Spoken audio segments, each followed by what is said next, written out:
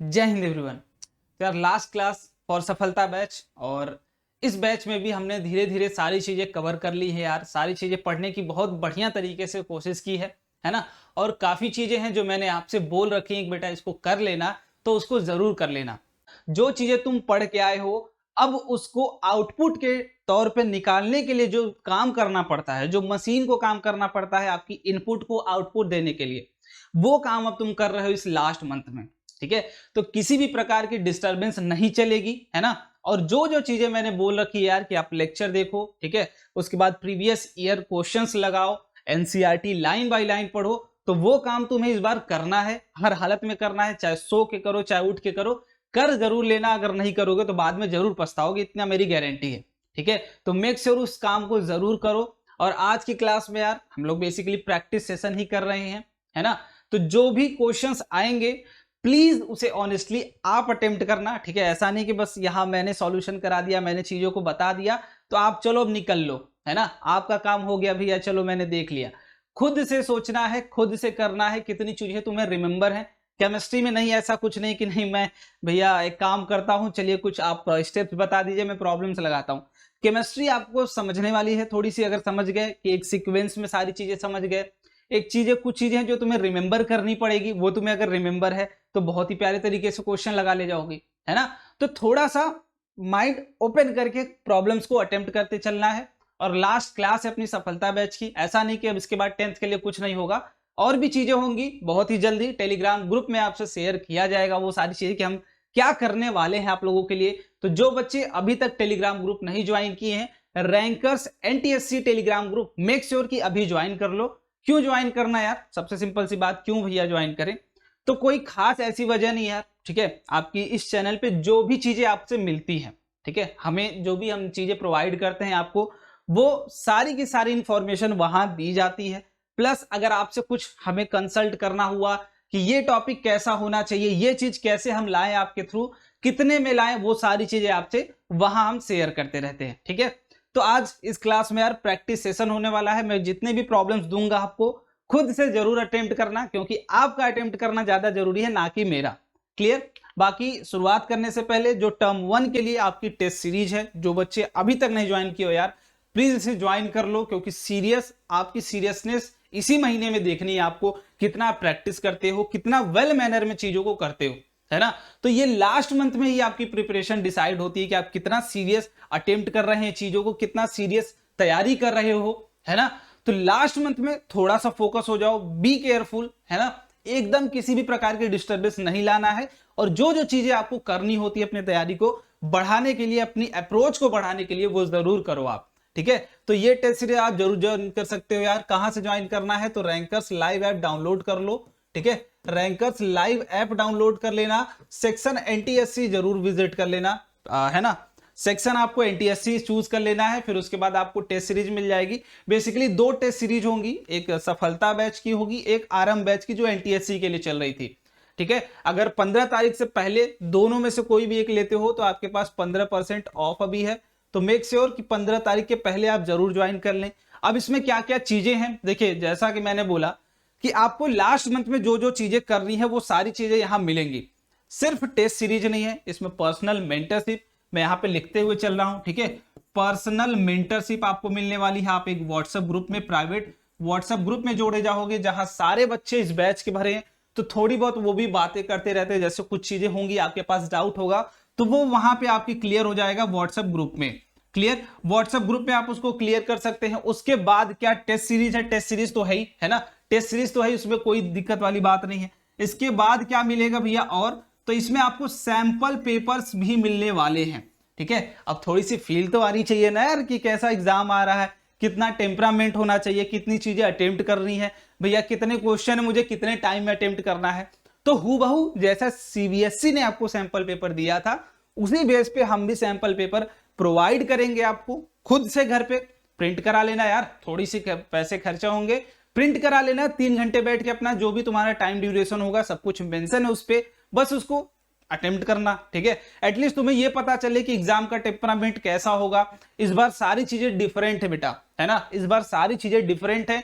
उसके लिए भी आपको थोड़ी बहुत गाइडेंस बहुत ही जल्द इस चैनल पे मिलने वाली है। नए हो तो बिना सब्सक्राइब किए जाना नहीं है।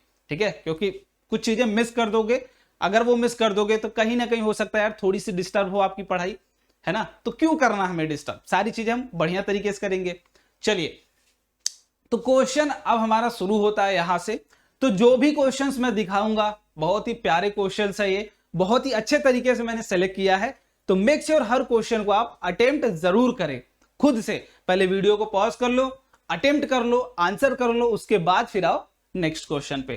क्लियर? चलो स्टार्ट करते हैं भाई। पहला बहुत ही प्यारा सा क्वेश्चन है, मार्किंग इसकी करते रहना है हमें, 0.8 मार्क्स का क्वेश्चन है अपना, ठीक है, 0.8 मार्क्स का, और बहुत ही प्यारे तरीके से आपको ये काम करते रहना। अपनी मार्किंग खुद है ना, अपना भविष्य अपने हाथ में है, जितना तुम यूज करते हो अपने हाथ को इस लास्ट महीने में, है ना, प्रैक्टिस करने में चीजों को, उतना ही अच्छे तरीके से आप रिजल्ट बनाते हो। मेरा मानना है यार कि आप ही अपना रिजल्ट लिखते हैं, बेसिकली कोई भी हो, किसी भी एग्जाम की तैयारी आप कर रहे हो बेटा, आप खुद अपना रिजल्ट लिखते हो। लास्ट महीने में या फिर किसी भी महीने में तैयारी, जितना हाथ चला के तैयारी करते हो ना, वही तुम रिजल्ट में लिखते हो, ठीक है। तो मेरा मानना यही है, तो लास्ट महीना है, लिख लो अच्छा सा रिजल्ट। चलो, what happens when calcium is treated with water, it does not react with water. पहला ऑप्शन, इट डज नॉट। मैंने क्या क्या चीजें बताई थी भाई, सोडियम का बताया था और पोटेशियम का बताया था। ये दोनों क्या करते हैं, बहुत ही विग्रसली रिएक्ट करते हैं, है ना, बहुत ही जल्दी रिएक्ट करते हैं। इन्हें इवन कोल्ड वाटर भी दोगे ये रिएक्ट कर जाते हैं, है ना, इवन ये कोल्ड वाटर से भी रिएक्ट कर जाते थे। फिर इसके बाद देखो, अब ये कैसे कहां बताई है चीजें, अगर नए हो यार तो आपको कुछ ज्यादा नहीं टेंशन लेना है, प्लेलिस्ट चेक कर लेना, ठीक है, प्लेलिस्ट चेक कर लेना। सफलता बैच की पूरी प्लेलिस्ट रेडी है, math, social science, even science, तीनों के लिए रेडी है। बाकी जो भी चीजें हमें देनी होगी बहुत ही जल्द आपको प्रोवाइड कर देंगे, तो मेक श्योर उसको जरूर ज्वाइन कर लो, ठीक है, प्लेलिस्ट से वीडियोस को देख लो। इसके बाद मैंने बोला था कैल्शियम के लिए कि ये नॉर्मल वाटर से रिएक्ट कर जाता है और क्या दे देता है, हाइड्रोजन गैस, जो कि जिसकी वजह से कैल्शियम क्या करने लगता है, सरफेस पे फ्लोट करने लगता है। इसके बाद मैग्नीशियम की बात रही, तो मैग्नीशियम सिर्फ वार्म वाटर से रिएक्ट करता था, है ना, वार्म वाटर से, बाकी की कहानी लेक्चर में देख लेना, वार्म वाटर से ही रिएक्ट करता था। तो कैल्शियम नॉर्मल वाटर से रिएक्ट कर जाता है और क्या दे देता है, हाइड्रोजन गैस दे देता है। It does not react with water, ये कैंसिल कहानी। इट रिएक्ट वायलेंटली, नहीं, वायलेंटली तो सोडियम एंड पोटेशियम ही करते हैं और कोई नहीं करता है। It reacts less violently, less बोल सकते हैं भाई, नॉर्मल केस वाली कहानी होती है, लेस वायलेंटली। इसके बाद bubbles of hydrogen gas formed stick to the surface of calcium, perfect है भाई, है ना, जब बबल्स चिपक जाएंगे ड्यू टू दैट वो क्या होता है, फ्लोट करने लगता है आपकी सरफेस पे।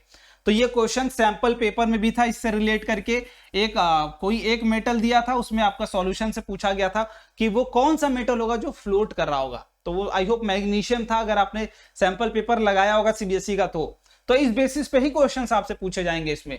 तो कौन कौन सा सही है भाई, third and fourth will be the correct, और डी ऑप्शन करेक्ट है। जिसका जिसका सही था 0.8 बढ़ा लेना, और जिसका नहीं था 0 लिख लेना यार, ठीक है। चलो अगले क्वेश्चन पे आइए भाई। Generally metals react with acid to give salt and hydrogen, ये तो बढ़िया है ना।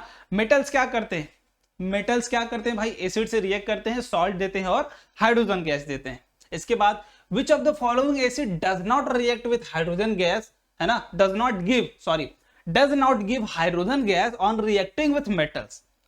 चलिए भाई, पहला आपने क्या बोला, पहला आपने बोला भाई सारे मेटल्स रिएक्ट करते हैं अगर एसिड से, ठीक है, एसिड से, तो वो देते हैं सॉल्ट प्लस का हाइड्रोजन गैस रिलीज कर देते हैं। ये आपका क्वेश्चन ने पहली लाइन बोली। इसके बाद बोल रहा है वो कौन सी एसिड है जो मेटल से रिएक्ट करने के बाद हाइड्रोजन गैस नहीं देती है, ये मैंने बता रखा है, लेकिन यहाँ पे दो मेटल दे रखे हैं, मतलब ये दोनों मेटल उसके साथ भी क्या देंगे, हाइड्रोजन गैस देंगे, मतलब ये दोनों क्या करेंगे, उसके साथ भी देंगे। देखिए पहली क्वेश्चन क्या था भाई कि सारे मेटल तो क्या देते हैं, ये देते हैं। इसके बाद आपसे क्या पूछा गया था, इसके बाद आपसे पूछा गया कौन सी ऐसी एसिड है, कौन सी ऐसी एसिड है जो क्या दे, हाइड्रोजन गैस नहीं देती है, किससे, मेटल से। बट कौन कौन से मेटल को छोड़ के, तो वो है मैग्नीशियम एंड मैग्नीज, इन दोनों के साथ वो क्या देता होगा, हाइड्रोजन गैस देता होगा। तब अब कहानी बताइए भाई, ये तो मैंने बता रखा है, ये तो मैंने बता रखा है क्वेश्चन, और आई होप अगर तुम थोड़ा सा भी सीरियस रहे होगे क्लास के दौरान तो सारी चीजें तुम बता दोगे, है ना। अब तक तो आंसर भी आ गया होगा तुम्हारा कि भैया ये होगा पक्का। कौन सा भाई दिख रहा है क्या कोई, यही तो है। क्यों ऐसा क्यों होता है? क्योंकि ये कौन है भाई? ये है स्ट्रॉन्ग ऑक्सीडाइजिंग एजेंट, ठीक है। ये कहते हैं भाई हाइड्रोजन, तुम अकेले क्यों जा रहे हो, है ना, जा ही रहे हो तो अपने साथ ऑक्सीजन सर को भी लेते जाओ ना। तो ये हाइड्रोजन को भी ऑक्सीडाइज कर देता है, मेटल को तो करता ही करता है, हाइड्रोजन को भी ऑक्सीडाइज कर देगा, और वो H2 को कहां कन्वर्ट कर देता है? H2O में। बट इससे भी बदतमीज निकल जाते हैं ये दो मेटल, जो इसके साथ भी HNO3 के साथ भी क्या दे देते हैं? हाइड्रोजन गैस दे देते हैं। और ये यहीं से बहुत ही प्यारे प्यारे क्वेश्चंस बनेंगे, तो मेक श्योर ये वाला कॉन्सेप्ट जरूर कर लें, ठीक है। मैंने इसके लिए बोला था आपसे कि एनसीईआरटी पढ़ लो, और कुछ बच्चों ने बहुत ही प्यारा आंसर भी किया था कमेंट, उनके लिए है ना सॉल्यूट है भाई, बस मेहनत करते रहो बेटा, रिजल्ट बहुत ही अच्छा आने वाला है हमारा, ठीक है। चलो अगले वाले क्वेश्चन पे आएंगे भाई। The composition of aqua regia, इसके लिए मैंने बताया था बहुत ही शॉर्ट फॉर्म में, और अगेन अगर आपने एनसीईआरटी पढ़ा होगा तो उसमें बहुत ही अच्छे और क्लियर शब्दों में सारी चीजें लिखी हुई है, ठीक है। एक्वा रेजिया है क्या? बेसिकली एक्वा रेजिया है क्या? जो इनर्ट मेटल्स, मतलब लेस रिएक्टिव, अगर रिएक्टिविटी सीरीज तुम्हें पता होगा, लेस रिएक्टिव जो मेटल्स हैं उनको क्या करता है? ये डिसॉल्व कर लेता है। इवन वो किसी से रिएक्ट नहीं करते हैं, बट आफ्टर ऑल उनको भी ये डिसॉल्व कर लेता है। किसको? लेस रिएक्टिव मेटल, या फिर बोल सकते हैं इनर्ट मेटल, जो लेस इन रिएक्टिविटी होते हैं। एग्जाम्पल में ले लीजिए आप, एग्जाम्पल में गोल्ड हो गया, प्लेटिनम हो गया, ये सारे क्या हैं? लेस रिएक्टिव, बेसिकली ये इनको भी डिसॉल्व कर लेता है। क्लियर? तो ये क्या है बेसिकली? Aqua regia. तो ये दो कंपाउंड का मिक्सचर है, पहला तो HNO3 और किसका है? HCl, ठीक है। कॉन्सेंट्रेटेड में क्या होगा? HNO3 होगा, और कॉन्सेंट्रेटेड ही HCl होगा, बट एक फिक्स रेशियो में। ऐसा नहीं कि बस दोनों मिला दिए, 1:1 का रेशियो ले लिया, मतलब एक गिलास अगर HNO3 लिया तो एक गिलास तुमने HCl ले लिया, तो वो रेशियो तुम्हारा एक्वा रेजिया नहीं होगा। एक्वा रेजिया के लिए आपका 3 मोलर की क्या होना चाहिए? HCl होना चाहिए, तो 1 मोलर क्या होना चाहिए? आपका HNO3 होना चाहिए। प्यारा सी चीज है, ज्यादा इसमें दिमाग नहीं लगाना है, ठीक है। प्यारी सी चीज है क्या कि 3 मोलर क्या होना चाहिए? कॉन्सेंट्रेटेड HCl, और 1 मोलर क्या होना चाहिए? आपका कॉन्सेंट्रेटेड नाइट्रिक एसिड। तो इन दोनों का जो फिक्स कंबाइंड रेशियो होगा, इस रेशियो में अगर ये दोनों कंबाइन होते हैं तो उस पूरे सॉल्यूशन को आप क्या बोलोगे बेटा? उसको बोलोगे आप एक्वा रेजिया। तो जहां ऑप्शन दिख जाए 3 HCl और 1 HNO3, वही तो होगा हमारा आंसर, है ना। तो अब कर लो भाई मार्किंग, कर लो जल्दी जल्दी मार्किंग। का होगा भैया 0.8 मार्किंग कर लो अगर सही था तुम्हारा तो, ठीक है। तो थोड़ा सा सीरियस हो जाओ यार, लास्ट टाइम है, थोड़ी सी seriousness. Which of the following are not ionic compound? और आयनिक कंपाउंड के लिए मैंने बताया है लेक्चर में, देखो बहुत ही छोटे, मैं ये नहीं बोलूंगा यार कि मैंने बहुत डिटेल में सारा लेक्चर करा रखा है, क्योंकि डिटेल में पॉसिबल नहीं है। 1 घंटे का लेक्चर मैंने बोला था, तो 1 घंटे में मैंने बहुत ही मेन चीजें बताई हैं जो आपकी एग्जाम में पूछे जाएंगे। मेन चीजें ही बताई हैं, तो मेन कॉन्सेप्ट उसको जरूर देख लो। वो लेक्चर देखने के बाद, ठीक है, लेक्चर देखते रहो प्लस एनसीईआरटी पढ़ लो। मैं बता रहा हूं, अगर एक क्वेश्चन तुम्हारा छूट गया है ना, एक क्वेश्चन छूट गया टर्म 1 में, तुम मुझसे आके मिल लेना, ठीक है। मिल लेना भाई, मिलने के लिए तो मैं तैयार ही रहता हूं, ठीक है। एक भी क्वेश्चन नहीं छूटेगा, गारंटी है। बस ये 2 काम तुम कर लेना, इसके बाद पीवाईक्यूज की प्रैक्टिस जरूर कर लें। क्लियर? पीवाईक्यूज की प्रैक्टिस जरूर कर लें, एक भी क्वेश्चन नहीं छूटेगा आपका। Which of the following are not ionic compound? पहले तो बताइए, आयनिक कंपाउंड के लिए मैंने बोला था आयनिक कंपाउंड कब फॉर्म होते हैं, है ना? डोनेशन ऑफ इलेक्ट्रॉन से होते हैं। डोनेशन ऑफ इलेक्ट्रॉन बोलिए, या फिर ट्रांसफर ऑफ इलेक्ट्रॉन। जहां पे भी ट्रांसफर हो रहा है, ना कि शेयरिंग। शेयरिंग और ट्रांसफर में अंतर है। जैसे इसके पास 10 रुपए है, ये गरीब है, ये क्या बोला भाई 10 रुपये पूरा इसको दे दिया, ठीक है, परमानेंटली दे दिया, तो वो क्या हो गया? डोनेशन। अगर शेयरिंग की बात करें तो इसको भी 5 की जरूरत थी, इसके पास 5 थे, इसको 10 की जरूरत थी, इसके पास 5 थे, इसको भी 10 की जरूरत थी, दोनों ने 5-5 आपस में शेयर कर लिए। ये बोले भाई जब तुम्हें 5 की जरूरत होगी मैं तुम्हें दे दूंगा, तुम्हारा 10 हो जाएगा। जब ये बोलेगा तुम्हें 10 की जरूरत होगी, तुम मेरे 5 ले लेना, तुम्हारे 5 और मेरे 5 मिलके क्या हो जाएंगे? 10 हो जाएंगे। तो ये क्या हो गई? शेयरिंग हो गई। तो शेयरिंग, जब भी शेयरिंग से बॉन्ड बनता है, शेयरिंग से कोई कंपाउंड बनता है, 2 चीज आपस में कुछ शेयर करके बनाते हैं, दोस्ती करते हैं, तो उसे कोवैलेंट कंपाउंड बोलते हैं। अगर परमानेंट ट्रांसफर से, जैसे ए क्या है, ए के पास इलेक्ट्रॉन है, तो ए क्या करे? बी से दोस्ती कर रहा है, तो कंप्लीट अपने इलेक्ट्रॉन को डोनेट कर दे, तो वो दोस्ती जो बनती है, उस दोस्ती के बाद जो कंपाउंड आता है वो क्या होता है? Ionic compound. क्लियर? चलो बहुत ही बढ़िया। और मैंने बता रखा था ये किनके बीच में होता है, तो ये सिर्फ मेटल्स प्लस नॉन मेटल्स के बीच में होता है। क्यों होता है ऐसा, इसका भी रीजन बताया गया है बहुत ही प्यारे तरीके से कि मेटल क्या है, इलेक्ट्रॉन डोनर होते हैं, इलेक्ट्रॉन डोनर होते हैं। भाई देखिए, अब पहले तो दोस्ती भैया हमको करानी है, एक इलेक्ट्रॉन डोनेट करे एक एक्सेप्ट करे, तभी तो दोस्ती होगी यार। ये क्या कर रहा है, अगर ये डोनेट कर रहा है ए, तो बी को क्या करना पड़ेगा, एक्सेप्ट करना पड़ेगा। अब ऐसा कोई कंपाउंड लोगे जो बी इलेक्ट्रॉन एक्सेप्ट ही ना करे, तो क्या दोस्ती होगी? कहोगे निकलो यार, हमको पहले से ही जरूरत है यहाँ इलेक्ट्रॉन, हम डोनेट करना चाहते हैं, तुम हमको और दे रहे हो। तो ऐसी चीज लेनी पड़ेगी जो क्या करे, इलेक्ट्रॉन एक्सेप्ट करे, है कि नहीं, इलेक्ट्रॉन एक्सेप्ट करे। तब यहाँ पे ये क्या होंगे, ये होंगे आपके मेटल्स। क्यों? क्योंकि ये क्या करते हैं, इलेक्ट्रॉन डोनेट करते हैं, है ना, इलेक्ट्रॉन रिच एलिमेंट्स होते हैं बेसिकली आपके मेटल्स। और जिनको इलेक्ट्रॉन की जरूरत होती है वो क्या होते हैं, नॉन मेटल्स। तो मेटल्स और नॉन मेटल्स के बीच में जो दोस्ती होती है बेटा, वो क्या होती है, आयनिक कंपाउंड, आयनिक बॉन्ड वाली दोस्ती होती है, इलेक्ट्रॉन की ट्रांसफर से दोस्ती होती है। तो ये मेटल प्लस नॉन मेटल का कॉन्सेप्ट जहां आपको मिल जाए, वो कंपाउंड क्या बनेगा, वो प्यारा सा कंपाउंड ही होगा, कौन सा, आयनिक कंपाउंड।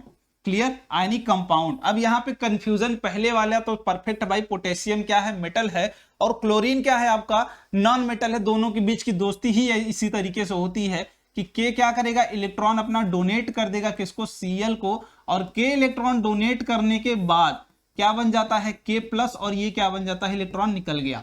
यही इलेक्ट्रॉन कौन एक्सेप्ट कर लेगा, क्लोरीन एक्सेप्ट कर लेगा यही इलेक्ट्रॉन, और क्या बन जाता है, Cl-। Due to donation of electron ये पॉजिटिव आयन बनाता है कोई भी मेटल, और due to acceptance of electron negative ion कौन बनाता है, that is your non metal.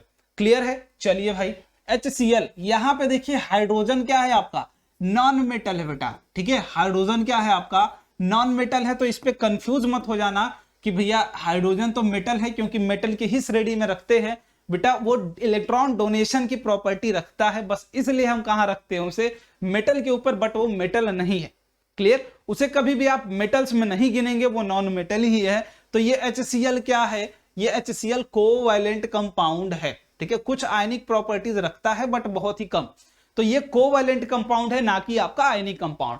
CCl4 में कार्बन भी क्या है आपका, वही है, तो ये भी नहीं है, ठीक है। हमसे बोला गया नॉट, सॉरी नॉट बोला गया है, तो हमारे लिए यही सही होगा, पहला वाला होगा गलत। क्यों? क्योंकि हमें नॉट बताना है, पहला गलत, दूसरा सही, तीसरा सही, और ये भी क्या गलत, क्योंकि सोडियम मेटल और क्लोरीन क्या है, नॉन मेटल। तो second and third will be the your correct option. कौन सा ऑप्शन सही है, बी। कंफ्यूजन, मैंने क्या किया, आयनिक कंपाउंड पता लगा लिए, अब यहां पे बोला है नॉट आयनिक, कंफ्यूज नहीं होना है कि भैया आप क्यों बोल रहे हो सेकेंड और थर्ड। नॉट आयनिक पूछा है, जो आयनिक नहीं है, तो आयनिक नहीं है कौन कौन, ये HCl नहीं है और CCl4 नहीं है, कार्बन टेट्राक्लोराइड। यहां पे भी शेयरिंग से बॉन्ड बनता है, कार्बन क्या करता है, शेयर करता है अपना इलेक्ट्रॉन। क्लियर, तो कौन सा ऑप्शन सही था, बी। यहां पे भी 0.8 की मार्किंग कर लेना यार, अगर सही हो गया हो तो, नहीं तो क्या कर लेना, 0 कर लेना, निगेटिव वाला तो है नहीं। चलो अगले प्रॉब्लम पे आओ। Generally metals are not lustrous. Lustrous का क्या मतलब भाई, है ना, नॉन मेटल, सॉरी शाइनी, ठीक है, not lustrous. Which of the following non metal is lustrous, कौन सा ऐसा नॉन मेटल है जो क्या होगा, लस्टरस होगा। तो इसमें सोचने वाली बात ही नहीं है ना, ये तीनों क्या है, गैसियस फॉर्म में एग्जिस्ट करती हैं, यही सिर्फ सॉलिड स्टेट में एग्जिस्ट करता है, आयोडीन, और यही क्या होता है, लस्टरस इस नेचर, जो मेटल की प्रॉपर्टी होती है। लस्टर किसकी प्रॉपर्टी है, वो है मेटल की, जो कि एक नॉन मेटल रखता है, एक्सेप्शन वाला पार्ट है वो कौन, आयोडीन। तो कंफ्यूज नहीं होना आयोडीन के लेके। चलिए अगले वाले पे आइए। Which one of the following four metals would be displaced from the solution of salt by 3 metals? तो इसके लिए आपको याद होना चाहिए, क्या याद होना चाहिए, किसकी जरूरत है, वो है रिएक्टिविटी सीरीज। रिएक्टिविटी सीरीज, जो रिएक्टिविटी सीरीज में ऊपर होगा वो हाईली रिएक्टिव होगा, क्या है ना, जो रिएक्टिविटी सीरीज में ऊपर होगा वही तो हाईली रिएक्टिव होगा। तो जो मेटल ऊपर लाई करेगा वो नीचे वाले सबको हटा देगा, है ना, जो ऊपर लाई करेगा वो नीचे वाले सबको हटा देगा। अब याद होगा कि सबसे ऊपर कौन होगा, तब तो आप कर ले जाओगे, नहीं तो यहीं कंफ्यूज हो जाओगे और यहीं काम खत्म। याद है? चलो वीडियो पॉज करो भाई, इसको अटेम्प्ट कर लो, जल्दी जल्दी बताओ, है ना। तो आई होप मैग्नीशियम सबसे ऊपर आएगा, उसके बाद जिंक आएगा, फिर ये दोनों लोग चचा लोग आएंगे, ये है ना। आई होप सिल्वर, फिर आपका कॉपर, फिर सिल्वर, उसके ऊपर आपका जिंक, फिर उसके ऊपर मैग्नीशियम। तो टॉप मोस्ट में सबसे ज्यादा मैग्नीशियम होगा और यही सबसे क्या कर सकता है, उसके आयंस को, एनायन पार्ट को क्या कर सकता है, छीन सकता है उसके सॉल्ट सॉल्यूशन में। क्लियर। चलो अगले वाले पे आओ भाई, अगले क्वेश्चन पे चलिए। तो ये रहा आपका अगला question, that is 2 ml each of concentrated HCl HNO3 and mixture of concentrated HCl plus HNO3। ये देखिए मिक्सचर क्या है, HCl है और क्या है, HNO3 है। दो चीजें आपको गिवन है बेटा, दो कंपाउंड गिवन है, एक हाइड्रोक्लोरिक एसिड, एक क्या गिवन है, नाइट्रिक एसिड। दोनों को मिक्स कर दिया, बन गया एक्वा रेजिया। नहीं बनेगा। क्यों नहीं बनेगा, एक फिक्स रेशियो में कंबाइन होना चाहिए। वो रेशियो मैंने बताया था क्या ऊपर, अभी बिल्कुल बताया था क्या, 3:1 होना चाहिए। ये 3 मोलर अगर होगा तो ये 1 मोलर होना ही चाहिए। इससे अगर थोड़ा बहुत भी ज्यादा किए तो वो एक्वा रेजिया नहीं है, वो इनर्ट मिनरल्स को नहीं डिसॉल्व करेगा। तो ये फिक्स रेशियो है, बस इसी में अगर कंबाइन कर देते हो तो ये क्या हो गया है आपका, aqua regia. Clear. Aqua regia एक सॉल्यूशन है जो क्या करता है, acidic solution which dissolve the inert metals which are in least reactive in nature, है ना, जो क्या होते हैं, लीस्ट रिएक्टिव होते हैं नेचर में, उनको वो डिसॉल्व करता है। चलिए मैंने बताया भी था कौन कौन से बेसिकली। तो 3 ट्यूब ले रखा है आपने, ए बी सी, ठीक है। ये क्या है, ए है, बी है, सी है। तीनों में क्या कर दिया हमने, इस सॉल्यूशन को फिल कर दिया है, ठीक है। अब तीनों में मेटल्स हम डाल रहे हैं जो कि डिसॉल्व कर ले रहा है, ठीक है। ए नो चेंज, कोई चेंज नहीं आ रहा है ए और बी में, मतलब ये डिसॉल्व नहीं हुए हैं। बट तीसरा है आपका वो टेस्ट ट्यूब सी, वो क्या कर ले रहा है, मेटल को डिसॉल्व कर ले रहा है, ठीक है। ये थोड़ा सा आपके लिए समझने वाला क्वेश्चन है। मैंने बताया भी था कौन कौन सा मेटल होता है, बताया क्या, बताया है। कमेंट करिए भाई, देख रहा हूं मैं, है ना, देख रहा हूं, कमेंट करिए कौन सा ऐसा मेटल है जो सी में क्या हो जाएगा, डिसॉल्व हो जाएगा, डिसॉल्व हो जाएगा। कौन सा ऐसा मेटल है बताइए, जल्दी बताओ। एक तो फटाफट बोल दोगे भैया कि बी वाला तो परफेक्ट है, लेकिन डी वाले को मत भूलना, वो भी घुल जाएगा, ठीक है। गोल्ड प्लस प्लेटिनम दोनों जितने भी इनर्ट है, लीस्ट रिएक्टिव, वो क्या हो जाते हैं, घुल जाते हैं। तो यहां दोनों ऑप्शन सही होगा आपका, बी वाला भी सही होगा, डी वाला भी सही होगा। ये तो पक्का ही होप आप लोग का गलत ही होगा, 0 लगा लेना, ठीक है। अगर सही किए हो तभी 0.8 मार्क्स चढ़ाना। Honesty is the best policy ever, honesty is the best policy, क्योंकि वो आपके लिए है, ठीक है। चलो आगे आओ, चलिए भाई इस पे, which among the following is incorrect about the magnesium metal. कौन सा ऐसी चीज है जो इनकरेक्ट है मैग्नीशियम मेटल के लिए, बताइए। मैग्नीशियम मेटल के लिए कौन सा इनकरेक्ट है, मैंने बता रखा है सबके लिए, है ना। रिएक्टिविटी बेसिकली है, तो ए ऑप्शन, ऐसे क्वेश्चंस को ए ऑप्शन से ही करते हैं। It Burns in oxygen with dazzling white flame, perfect है भाई, सही है ना। मैग्नीशियम ऑक्साइड फॉर्म हो जाती है जो कि व्हाइट इन वो होती है कलर। इसके बाद it does not react with cold, it reacts with cold water to form magnesium oxide and evolve hydrogen gas. ये वाला मुझे कुछ दिक्कत दे रहा है ऑप्शन, है ना, ये वाला कुछ प्रॉब्लम दे रहा है क्या, ये वाला कुछ प्रॉब्लम दे रहा है, देखते हैं भाई। मैग्नीशियम बोल रहा है ये रिएक्ट कर जाता है H2O से, और किससे, कौन से, कोल्ड वाटर से, कोल्ड वाटर से, और क्या दे देता है, मैग्नीशियम ऑक्साइड दे देता है और हाइड्रोजन गैस। ये हमारा स्टेटमेंट बोल रहा है। कभी भी कोई भी ऐसा प्रॉब्लम हो, ठीक है, थोड़ा सा दिमाग तो खैर मुझे तो पता चल गया देख के ही कि ये हो ही नहीं सकता, क्योंकि कोल्ड वाटर से कौन रिएक्ट करता है, सिर्फ सोडियम रिएक्ट करता है और पोटेशियम रिएक्ट करता है, बाकी ये तो सिर्फ वार्म वाटर से ही रिएक्ट करते हैं, है ना, वार्म वाटर से ही रिएक्ट करते हैं और मैग्नीशियम हाइड्रोक्साइड बनाते हैं और हाइड्रोजन गैस देते हैं। तो यही क्या है हमारा परफेक्ट, यही आंसर परफेक्ट होगा, आगे जाने की जरूरत नहीं है। बाकी देख लेते हैं आगे क्या है। It react with hot water to form magnesium hydroxide and evolution of gas, perfect है। It react with steam to form magnesium, perfect है। जब भाई हॉट वाटर से करेगा तो स्टीम से करेगा ही करेगा। चलिए अब कुछ assertion and reason based problem भी कर लिया जाए क्या। चलिए भाई असर्शन एंड रीजन बेस्ड, ये देखिए मैंने बोला था यहाँ पे कि एनसीईआरटी पढ़ लीजिएगा। अगर एनसीईआरटी आप पढ़े होंगे, ठीक है, एनसीईआरटी पढ़े होंगे तो ये एनोडाइजिंग जो लिखा है ना, एनोडाइजिंग, ये आपको जरूर पता होगा टर्म, क्योंकि बहुत ही छोटे एक बॉक्स में अलग से आपको गिवन है वहां, अगर वो देख लो, अगर बॉक्स छोड़े होगे तभी भी पकड़े जाओगे, अगर एनसीईआरटी नहीं पढ़े होगे तभी भी पकड़े जाओगे, कि ये क्वेश्चन तुमसे नहीं लगेगा। और मैं हर एक बच्चे से चाहता हूं कि इस क्वेश्चन के लिए वो स्पेशली कमेंट करेगा, ठीक है, कि उससे लगा या नहीं लगा, बोल देना यस और नो, जो भी होगा ऑनेस्टी दिखाना है, ठीक है। मेरे साथ क्या करोगे यार बेईमानी दिखा के, ठीक है, मैं तो घर चला जाऊंगा अपने। चलो तो क्वेश्चन भाई असर्शन रीजन बेस्ड है, आपका असर्शन है anodizing is a method to prevent metal from corrosion. ये तो परफेक्ट भाई, ये क्यों करते हैं हम, कोरोजन भगाने के लिए करते हैं, क्लियर, ये क्यों करते हैं, कोरोजन भगाने के लिए। Anodizing is a process of coating iron with a layer of zinc. मुझे नहीं लगता कि ये होगा, है ना, तुमने अगर देखा होगा coating of iron with a layer of zinc, perfect है क्या, परफेक्ट है क्या, परफेक्ट है। इसके लिए यहीं पे मैं थोड़ा सा आपके लिए ट्विस्ट लाता हूं, क्या, एनसीईआरटी आपको खोलना है और इसके लिए आंसर भी आप ही को करना है, क्लियर, आंसर भी आप ही को करना है। क्यों भाई, मैंने बोला था एनसीईआरटी पढ़ लेना, अगर नहीं पढ़े हो तो तुम्हारा ये प्रॉब्लम है, और तुम इसको क्या करोगे, होमवर्क की तरह ट्रीट करोगे, और जैसे ही खत्म होगा क्लास कमेंट में इसको आंसर करोगे, ठीक है, कमेंट में आंसर करोगे, क्योंकि देखूं भाई कितने लोग पढ़े हो। चलिए अब इस पे आइए, the electronic configuration of 3 element X Y, ये एक्स रहा, ये वाई रहा, ये जेड रहा। एक्स का क्या है 2,8, ठीक है, ये क्या है 2,8,7, और ये क्या है 2,8,2। अब जितने लोग भाई देखो ऐसे क्वेश्चंस आई होप नहीं पूछेगा, क्योंकि आपने आई होप पीरियोडिक नहीं पढ़ा है ना, पीरियोडिक टेबल नहीं पढ़ा है, तो आई होप ये आपसे नहीं पूछा जाएगा इससे बेस्ड। बट हम समझ लेते हैं, इतना तो नॉर्मल है, बेसिक है, इतना तो आता होगा सबको यार, कि एक्स है आउटर मोस्ट सेल में 8 इलेक्ट्रॉन, तो ये तो नोबल होगा, नोबल एलिमेंट है, ये क्या है नोबल एलिमेंट है।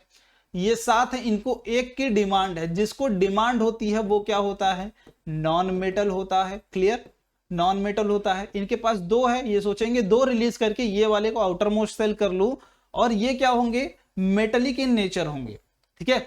ये अप्रोच कैसे आएगा, जब थोड़ा सा तुम सोचोगे, एनटीएससी वाले तो पक्का सोच लिए होंगे कौन सा मेटल, इवन मेटल का नाम भी बता देंगे वो। चलिए वाई का नाम बता दीजिए क्या होगा, और जेड का नाम क्या होगा, ठीक है, इलेक्ट्रॉन से ही बता दोगे, वो कितने इलेक्ट्रॉन है टोटल ऐड कर लो, जितना इलेक्ट्रॉन उतना एटॉमिक नंबर, और वही क्या है आपका टोटली वही एलिमेंट, क्लियर। तो चलो एक्स इज अ मेटल, नहीं भैया वो तो नोबल एलिमेंट है, वाई इज अ मेटल, नहीं भैया वो तो नोबल एलिमेंट है, Z is a non metal, Z क्या है मेटल था, गलत, Y is non metal and Z is metal, perfect है भाई, है ना, परफेक्ट है क्या, डी।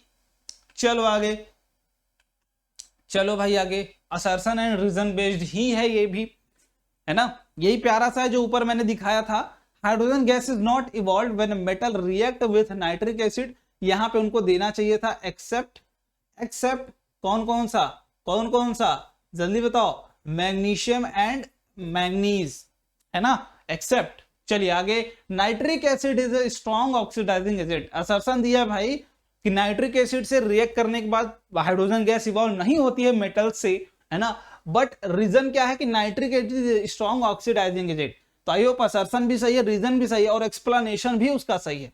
तो बोथ ए, क्यों हाइड्रोजन गैस नहीं निकलती है, क्योंकि ये क्या करता है, उसको ऑक्सीडाइज करके वाटर बना देता है ना, due to oxidising power of nitric acid hydrogen gas convert हो जाती है किसमें, वाटर में। अब जिसकी पावर से हो रही है वही तो बोला जा रहा है तुम्हें, स्ट्रॉन्ग ऑक्सीडाइजिंग एजेंट, बहुत ही बढ़िया, ठीक है। चलो आगे पे आओ, although metals form basic oxide, बहुत ही बढ़िया भाई, विच of the following metal form amphoteric, ये तो आंख बंद करके है, मैंने रटा रखा है, कौन बनाता है, एल्यूमिनियम बनाता है, ठीक है, एल्यूमिनियम क्या करता है, एम्फोटेरिक ऑक्साइड्स क्या होते हैं, वो ऑक्साइड जो एसिडिक इन नेचर भी हो, ठीक है, और बेसिक इन नेचर भी हो, मैंने सब याद करा के रखे हैं, अगर नहीं देखी हो वीडियो तो मेक श्योर उस वीडियो को जरूर देख लो, प्लेलिस्ट आपकी रेडी है, ठीक है, प्लेलिस्ट रेडी है, ये जरूर जाके देख लेना कि कौन कौन से मेटल आपके एम्फोटेरिक ऑक्साइड इन नेचर होते हैं, ठीक है, मेटेलिक ऑक्साइड किन किन मेटल्स के metallic oxide amphoteric in nature होते हैं, जाके देख लेना, क्लियर।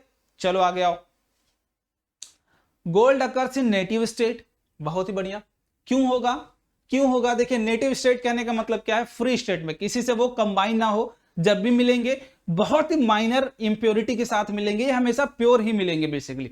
क्यों होगा, क्योंकि ये लीस्ट रिएक्टिव होते हैं, रिएक्टिविटी सीरीज में सबसे नीचे आते हैं, है ना, ये किसी से दोस्ती करना ही नहीं चाहते हैं, ये तो स्टेबल है, इनर्ट एलिमेंट बेसिकली है, खुद ये क्या है, स्टेबल है, इनर्ट मेटल है, बेसिकली एलिमेंट नहीं, इनर्ट मेटल्स हैं। क्लियर। ये क्या होते हैं, बहुत ही लीस्ट रिएक्टिव होते हैं, किसी से जल्दी रिएक्ट नहीं करना चाहते हैं, इनकी दोस्ती करने का मन ही नहीं। अब जब मन नहीं, किसी से दोस्ती करोगे नहीं, तुम अकेले ही मिलोगे, है ना। जो किसी से दोस्ती ना करता हो वो उसके साथ जब भी वो मिलेगा अकेला ही मिलेगा, कोई दोस्त उसका मिलेगा ही नहीं। तो वो जब दोस्ती करना ही नहीं चाहता, लीस्ट रिएक्टिव है, तो हमेशा क्या मिलेगा, नेटिव स्टेट में ही तो मिलेगा। बढ़िया बात है और सही भी बात है, मजेदार है। इसके बाद reason, gold is reactive metal. भैया असर्शन तो आपने सही बताया कि वो नेटिव स्टेट में मिलेगा, लेकिन रीजन में आपने गलत कर दिया, लीस्ट रिएक्टिव था। गोल्ड क्या था, लीस्ट रिएक्टिव। अब लीस्ट रिएक्टिव होने की वजह से वो किसी से रिएक्ट नहीं कर रहा था, और रिएक्ट ना करने की वजह से वो नेटिव स्टेट में, कोई भी मेटल हो दो ही स्टेट में पाया जाता है, एक कंबाइंड स्टेट में, ठीक है। वैसे ये हमारी सिलेबस के बाहर है, बस जान लो आप। एक कहां पाया जाता है, नेटिव स्टेट में।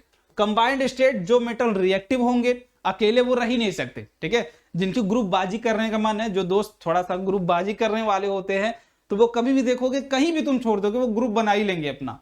तो वो क्या आते हैं, कंबाइंड स्टेट में, जो हाईली रिएक्टिव मेटल्स होते हैं। और जो सीधे होते हैं, जो किसी से दोस्ती नहीं करना चाहते, वो अकेले ही मिलेंगे, तुम्हें कहीं भी छोड़ दो तो वो अकेले ही मिलेंगे। वो क्या है, लीस्ट रिएक्टिव, जो किसी से दोस्ती ना करना चाहते हो, वो कब मिलेंगे, नेटिव स्टेट में। तो भाई पहला तो सही था, दूसरा गलत हो गया। कौन सा, C will be your correct option, है ना। सी, दूसरा क्या है, खत्म। क्यों, गोल्ड जब अगर रिएक्टिव होता तो वो अकेले होता ही नहीं, वो तो कंबाइंड स्टेट में आता है ना। चलो आगे आओ। Which one of the following figures describe the process of electrolytic refining? By the way, ये हमारी सिलेबस में नहीं है, इसलिए हम इसको स्किप करते हैं, ठीक है। मेरी मिस्टेक थी कि मैंने इसको ले लिया, बट ये हमारी सिलेबस के बाहर है, क्योंकि इलेक्ट्रोलाइटिक रिफाइनिंग पूरा वो हमारे बाहर ही है। चलो अब इसको कंप्लीट करना है आपका, ठीक है। ये इसको कंप्लीट करिए, complete and balance the following equation. ऐसा नहीं कि बस यहाँ पे बस मेटल और नॉन मेटल चैप्टर है, यहाँ chemical reaction and equation chapter भी है, बैलेंसिंग ऑफ इक्वेशन, है ना, बैलेंसिंग ऑफ इक्वेशन दोनों है, दोनों चल रही है भाई। चलिए तो मैं बोल रहा हूं पहले के लिए क्या है, Na+O2 मिलके क्या बनेगा, सोडियम ऑक्साइड ही बनेगा, और सोडियम ऑलवेज Na2O ही बनाएगा, ठीक है। तो यहां 2 कर दो, और इसके बाद और ये हाफ कर देता हूं मैं, ये भी कर सकता हूं, ठीक है। या फिर अगर मैं चाहूं, ठीक है, या फिर मैं चाहूं इस 2 को हटाना पड़ेगा आपको, इस 2 को हटाना पड़ेगा, और यहां लिख दूं 4, यहां 2 रहने दो, और यहां पे लिख दूं 2। परफेक्ट। ये भी हो सकता है अगर आप थोड़ा सा भाई इंटीग्रल फॉर्म में आओ, फ्रैक्शन में ना लेना चाहो, डिवाइड में ना लेना चाहो, दोनों सही है, ठीक है। जो दोनों कर रहे हो वो भी सही है। 2Na + ½ O2 मिलके क्या बना रहा होगा, Na2O, ठीक है। दोनों परफेक्ट है, जो आपके ऊपर हो वो कर लो तुम। मैंने थोड़ा सा 2 से मल्टीप्लाई कर दिया तो बराबर हो गई इक्वेशन। चलो आगे, Na2O प्लस वाटर, ये रिएक्शन करवाओगे तब क्या बनेगा, Na2O प्लस वाटर से अगर रिएक्शन कराते हैं आप तब क्या बनेगा। थोड़ा सा इसके ऊपर जोर डालिए कि मेटेलिक ऑक्साइड है आपके पास, ठीक है, वो वाटर में जब आप डालते हैं तो क्या बनता है, बनेगा तो यही सोडियम हाइड्रोक्साइड बनेगा, तो यही भाई, है ना। बस अब इसको बैलेंस कर लो, सोडियम हाइड्रोक्साइड को क्या करना है, बैलेंस कर लीजिए आप, बैलेंस कर लीजिए आप। Na2O प्लस का H2O क्या बनेगा, NaOH बनेगा। अब इसको बैलेंस कर लो, बैलेंस कर लो, बस यहां पे 2 लगा लो, अब बैलेंस्ड है ना। अब बैलेंस्ड है, देख लो, एक ऑक्सीजन यहां, एक ऑक्सीजन यहां, 2 इधर, परफेक्ट, 2 इधर 2 उधर, 2 हाइड्रोजन इधर 2 हाइड्रोजन उधर, परफेक्ट है, 2 सोडियम उधर 2 सोडियम उधर, तो ये भी हुआ बैलेंस। इसके बाद आपके पास क्या है, दैट इज Fe प्लस का H2O, तो ये हमेशा क्या बनाता है, Fe3O4, यही बनाएगा क्या, यही बनाएगा क्या, Fe3O4 यही बनाएगा, यही बनाएगा क्या, Fe3 प्लस H2O मिलके क्या बना रहा है, Fe3 प्लस O4, यही बनेगा, यही बनेगा, है ना। और आपके हाइड्रोजन भैया निकल जाएंगे सिंपली। तो अब इसको बैलेंस कर लीजिए, ये 3 यहां ले लो और इसके लिए 4 ले लो यहां, तो 3 हाइड्रोजन 4 ऑक्सीजन, परफेक्ट है। ये क्या हो गया, 8H2 क्या हो जाएगा, बाहर निकल जाएगा। क्लियर। चलो आगे आओ, इस पे। ये क्या है बेसिकली, ये रिएक्शन देख के आपको समझ में आ रहा होगा, ये कॉपर नाइट्रेट सॉल्ट सॉल्यूशन है, उसमें जिंक का रिएक्शन करवा रहे हैं हम। तो बेसिकली यहाँ पे अगर होगी भी तो वो क्या होगी, डिस्प्लेसमेंट होगी, अगर नहीं होगी तो कुछ भी नहीं होगा। अगर डिस्प्लेसमेंट तभी होगा जब जिंक कहाँ लाई कर रहा होगा, कॉपर से ऊपर लाई अगर करता होगा जिंक तभी होगा, और लाई भी करता है तो बस क्या करेगा जिंक, उसके एनायनिक पार्ट जो कि NO3 है उसको क्या कर लेगा, छीन लेगा। तो ये जिंक नाइट्रेट बना लेगा, ठीक है, जिंक नाइट्रेट बना लेगा और उनको क्या कर देगा, अकेला छोड़ देगा। और ये जिंक नाइट्रेट बन गया प्लस कॉपर भैया क्या हो गए, अलग हो गए सॉल्यूशन में। क्लियर। तो ये जिंक नाइट्रेट क्या हो जाएगा, नाइट्रेट छीन लिया जाएगा जिंक के द्वारा और कॉपर को क्या कर दिया जाएगा, बाहर कर दिया जाएगा। ठीक है, बाहर कर दिया जाएगा। एलिमिनेटर मैच चल रहा है, क्या चल रहा है, एलिमिनेशन चल रहा है। दोनों के बीच में फाइट होगा, जो जीतेगा वो बाहर आ जाएगा और जो हारेगा वो कहां हो जाएगा, बाहर हो जाएगा। ठीक है, जैसे हमारी इस समय टीम्स हो रही हैं बाहर। चलिए आगे, fill in the following blanks with suitable words. पिछला यार जैसा मैंने बोला कि आप पॉज करिए, खुद से ट्राई करिए, ये भी करो पॉज, खुद से ट्राई करो, उसके बाद तो मैं दिखाई दूंगा क्या हो जाएगा। Magnesium liberates gas on reacting with hot boiling water. ये तो भी पीछे करके आए हैं भाई, कौन सी गैस लिबरेट करता है, हाइड्रोजन गैस लिबरेट करता है ना, हाइड्रोजन गैस ही तो आती है। ड्यू टू दैट मैग्नीशियम क्या करने लगता है, फ्लोट करने लगता है। ठीक है, white powder form by the magnesium ribbon Burns in oxygen is of, किसका होता है, तो मैग्नीशियम ऑक्साइड का ही होता है, मैग्नीशियम ऑक्साइड होता है भाई, है ना। पहली ही पीपीटी की पहली ही लाइन थी मेरी, क्या, मैग्नीशियम, बर्निंग ऑफ मैग्नीशियम क्या करता है, मैग्नीशियम रिबन बर्न करोगे तो व्हाइट कलर का पाउडर बन जाता था, वो क्या होता था, मैग्नीशियम ऑक्साइड। चलो आगे, ordinary aluminium strip are not attacked by water because of presence of a layer of on the surface of aluminium. और यही क्या होता है, एनोडाइजिंग, जो मैंने बताया था वो क्या, एल्यूमिनियम की ऑक्साइड। अगर आपने पढ़ा होगा एनसीईआरटी तब इस क्वेश्चन को कर ले जाओगे, इसी से बेस्ड प्रॉब्लम आपसे पूछा जाएगा। एनसीईआरटी क्यों बोलता हूं मैं करने के लिए, क्योंकि यही चीज जो वहां मैंने बोला था एनोडाइजिंग, पढ़ लेना क्या है, वही चीज है एनोडाइजिंग। दैट इज उसके सरफेस पे क्या हो जाता है, थिन लेयर्स एल्यूमिनियम ऑक्साइड की जाती है, ड्यू टू दैट कोरोजन नहीं होता है। क्लियर, कोरोजन की प्रिवेंशन हो जाती है। ठीक है, जैसे आप वाटर से नहीं अटैक करता है बिकॉज उसके ऊपर ऑलरेडी एल्यूमिनियम ऑक्साइड की लेयर हो जाती है, ड्यू टू दैट वो प्रिवेंट हो जाता है कोरोजन से। अब metal having low boiling point, सबसे लो मेल्टिंग पॉइंट किसकी होती है भाई, सोडियम की होती है सबसे लो। याद होगा तो ठीक है, नहीं याद है तो याद कर लो। But a non metal having the high melting point, वो तो हमारे कौन होते हैं, डायमंड ही होता है। ठीक है, डायमंड ही होता है। यहाँ मैं सॉरी इसको मैं डी होता है, चाहे कार्बन डायमंड लिख दूं। ठीक है, दो तरीके हैं लिखने के, कार्बन डायमंड लिख दूं या फिर डायमंड ही लिख दूं। क्लियर। चलिए, calcium is least reactive metal या फिर मोर रिएक्टिव, है ना, लेस होगा मेरे ख्याल से। सबसे ज्यादा तो यही होते हैं आपके सोडियम और पोटेशियम, उससे लेस ही होता है आपका कैल्शियम। नॉर्मल वाटर से रिएक्ट करता है बट इवन कोल्ड वाटर से ये रिएक्ट नहीं करेगा। तो कंफ्यूज मत होना, अगर कोल्ड वाटर प्लस कैल्शियम लिखा होगा तो इसकी रिएक्शन क्या होगी, मुझे अभी चैट बॉक्स में दिख जाना चाहिए। अगर कभी भी कोल्ड वाटर से रिएक्शन करवा रहे हो आप, किसका, कैल्शियम का, तो क्या रिएक्शन होगी या नहीं होगी, कमेंट करो। ठीक है, दोनों चीजें हैं, कमेंट करके जरूर बताओ कि भैया हाँ रिएक्शन होगी, और होगी भी तो क्या प्रोडक्ट बनेगा। ठीक है, होगी तो क्या प्रोडक्ट बनेगा, वो भी आप साथ साथ कमेंट करते चलें, क्योंकि चीजें आप कहीं ना कहीं लेक्चर क्वेश्चन, जो क्वेश्चंस मैंने कराए उससे ज्यादा आपने चीजें सीखी है। ठीक है, क्वेश्चन टू क्वेश्चन चीजें नहीं सीखे हो, मुझे उतना भरोसा है। क्लियर। चलो एक अगला क्वेश्चन है, that is magnesium chloride is an ionic compound. क्या ये है, तो आयनिक कंपाउंड के लिए दोस्ती तो हमारी हमें पता है, मेटल्स और नॉन मेटल के बीच की भैया आपने दोस्ती बताई है। अगर ये दोस्ती है तो वो आयनिक कंपाउंड है। मेटल क्या है आपका, मैग्नीशियम है, और क्लोराइड क्या है, दैट इज क्लोरीन। तो दोस्ती भैया परफेक्ट है, आयनिक कंपाउंड तो है हमारा, परफेक्ट है असर्शन आपका। Metal and non metal react by mutual transfer of electron, बहुत ही बढ़िया, यही तो रीजन था।